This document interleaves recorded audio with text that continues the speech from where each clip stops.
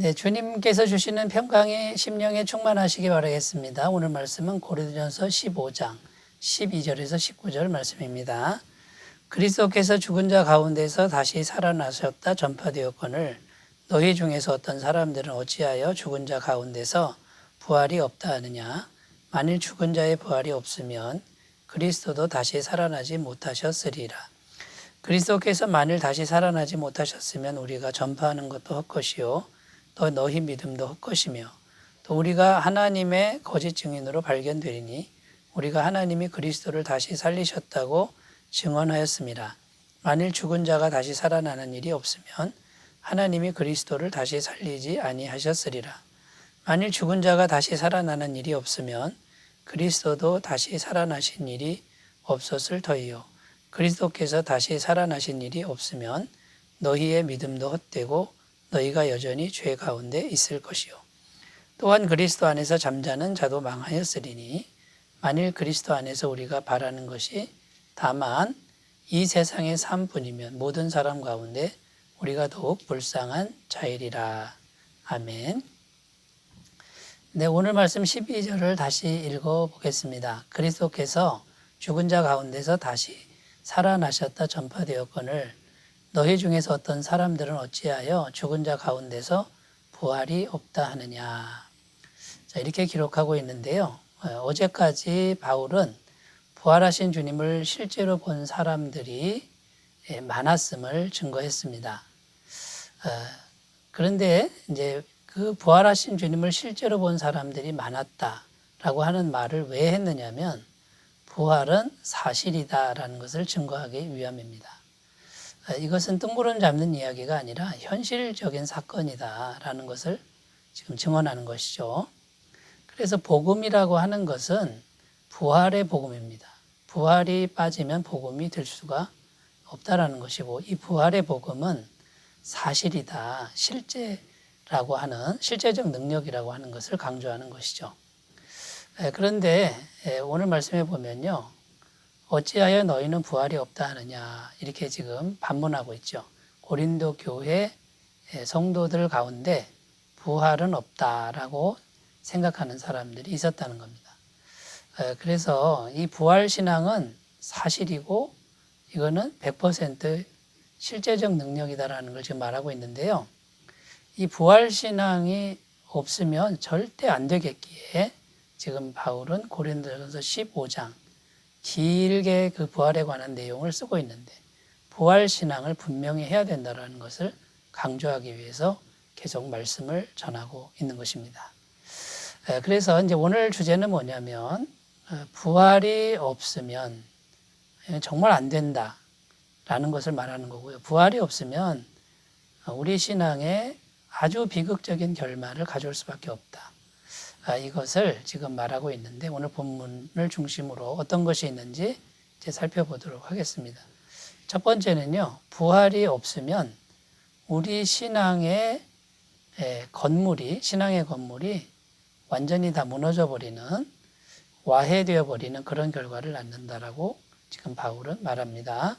14절 말씀 그리스도께서 만일 다시 살아나지 못하셨으면 우리의 전파하는 것도 헛것이요 너희 믿음도 헛것이며 자 헛것이다.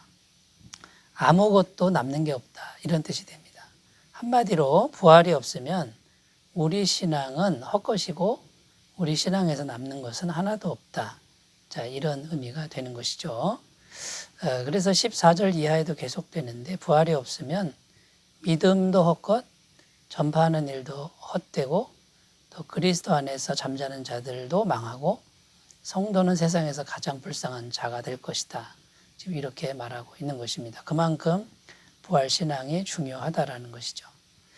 여러분, 우리가 우리의 신앙을 하나하나 생각해 보면 정말 부활이라고 하는 게 신앙의 기초라는 것을 알 수 있습니다. 우리가 전도를 한번 생각해 보면요.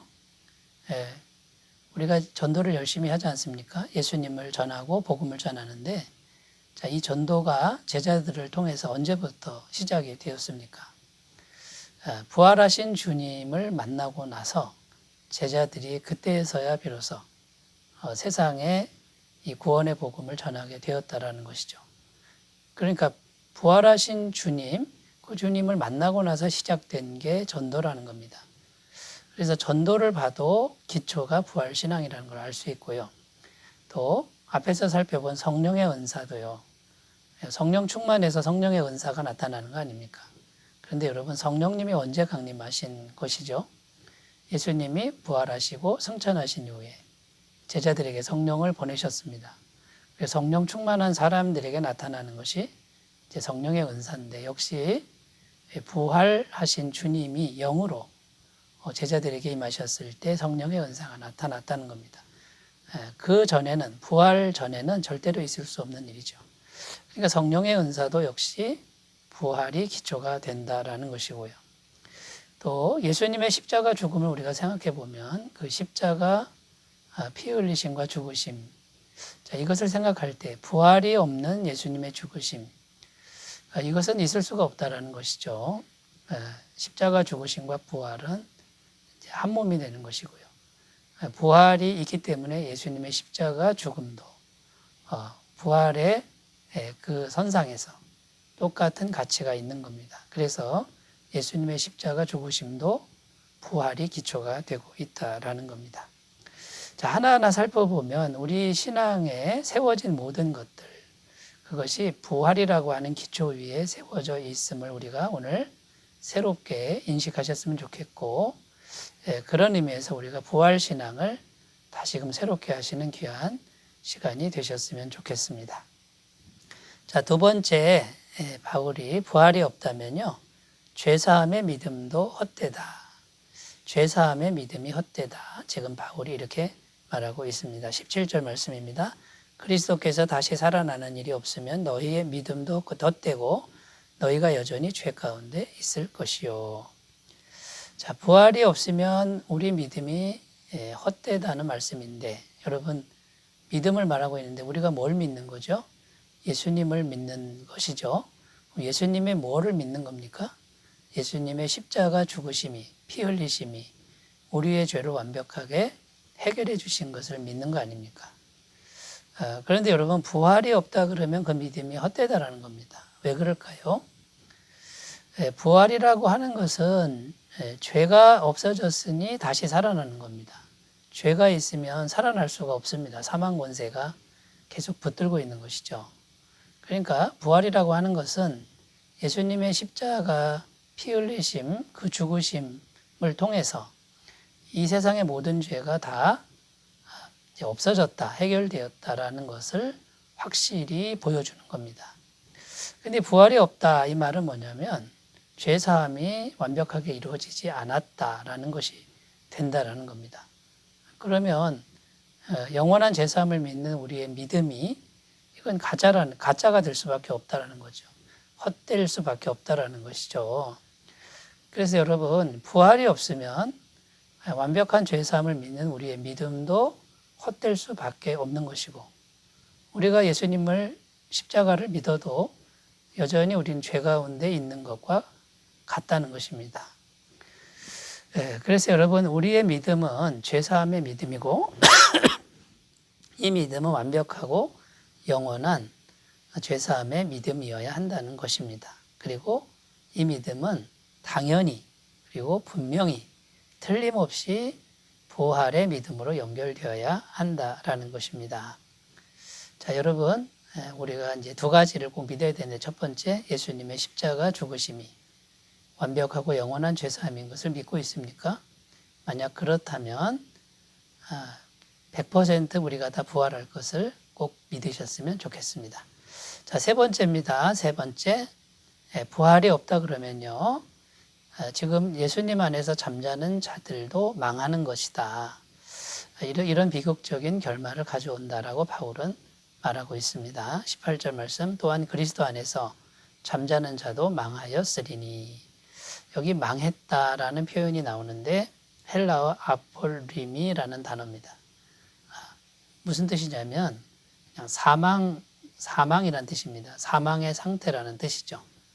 자, 그리스도 안에서 잠자는 자는 예수님 믿고 죽은 사람을 의미합니다. 근데 그리스도 안에서는 사망이 없고 다시 사는 부활이 있기 때문에 그리스도 안에서 잠자고 있다 이렇게 말을 하고 있는 거죠.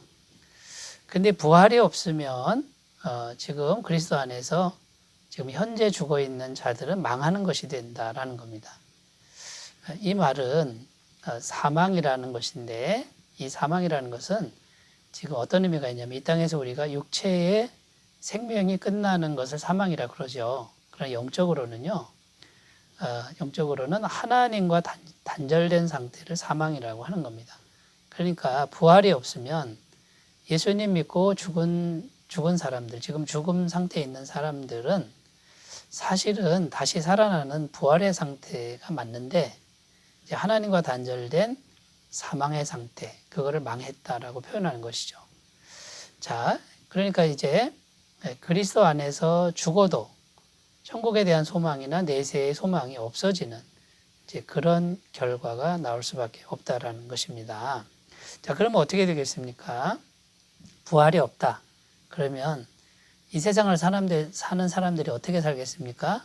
악착같이 이 세상만을 위해서 살 거 아닙니까? 그래서 내세가 없으니 아무 소망도 없이 이 땅에서 최대한 오래 살고 누리고 사는 세상의 가치관에 길들여진 그런 노예가 될 수밖에 없는 삶을 살게 된다라는 것입니다. 그런데 여러분 성경을 잘 보시면 분명히 그리스도 안에서 지금 죽은 사람들은 잠자는 상태고 다시 깨어날 것이라고 성경은 지금 분명히 약속하고 있는 것입니다. 요한복음 5장 24절 내가 진실로 너에게 이르노니 내 말을 듣고 또 나 보내신 이를 믿는 자는 영생을 얻었고 심판에 이르지 아니하나니 사망에서 생명으로 옮겼느니라. 여러분 살아있는 동안에 이미 사망에서 생명으로 옮겨져 있는 상태라는 겁니다. 예수님을 믿으면. 근데 이 생명은 영원한 생명이고요. 우리의 육체의 생명이 끝나서 죽어도 영원한 생명 안에 쉬고 있는 것 뿐이지 망한 것이 아니라고 지금 말씀하고 있는 것입니다. 자, 그런데 우리가 여기서 좀 더 깊이 생각해야 될 것은요, 불신자들도 다시 살아납니다. 깨어나긴 깨어나는데 성경은 심판의 부활로 깨어난다. 이렇게 말을 하고 있는 것입니다. 그러나 그리스도 안에서 잠자는 자들은 생명의 부활로 깨어난다. 이렇게 약속하고 있는 것이죠. 여러분, 그러므로 오늘을 사는 이 순간에 우리가 부활신앙으로 무장하고요. 내세에 대한 소망을 확실히 가지고 천국을 바라보면서 오늘 하루하루를 천국 가치관으로 살아가는 그런 귀한 삶을 꼭 사셨으면 좋겠습니다. 기도드리겠습니다. 하나님 아버지, 어찌하여 부활이 없다 하느냐. 고린도 교회 내 성도들에게 주신 말씀입니다. 그런데 하나님, 우리에게는 부활 신앙이 얼마나 확고하고 간절하게 각인되어 있습니까? 오늘 이 부활의 신앙이 새롭게 깨달아지고 새롭게 각인되는 귀한 날이 되게 하여 주옵소서. 예수님의 이름으로 기도드립니다. 아멘. 주님의 은혜가 충만하시기 바라겠습니다. 감사합니다.